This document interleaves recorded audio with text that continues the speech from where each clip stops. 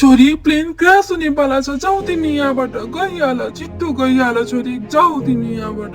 Daddy म हजुरलाई छोडेर कहीँ पनि जाँदिन, म हजुरसँगै बस्छु ड्याडी। नाइ ड्याडी म हजुरलाई छोडेर कहीँ पनि जाँदिन। यस्तो सुनसान ठाउँमा यो कसको बच्चा हो, कहाँबाट आइपुगेको यो बच्चा? यो बच्चालाई सुरक्षित ठाउँमा पुर्याउनु पर्छ मैले जसरी नि। धेरै दिनदेखि हामीले एउटा सानो बच्चा एडप्ट गर्ने प्लान गरिरहेका थियौँ, तर भनेको जस्तो हामीले खोजेको जस्तो हामीले बच्चा भेटिरहेका थिएन।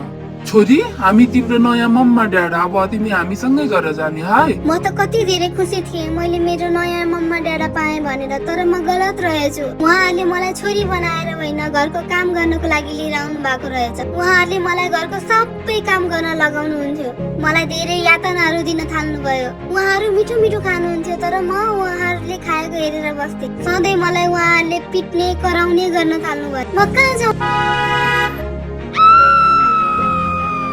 ड्याडी? मलाई एक्लै छोडेर किन आउनु भएको?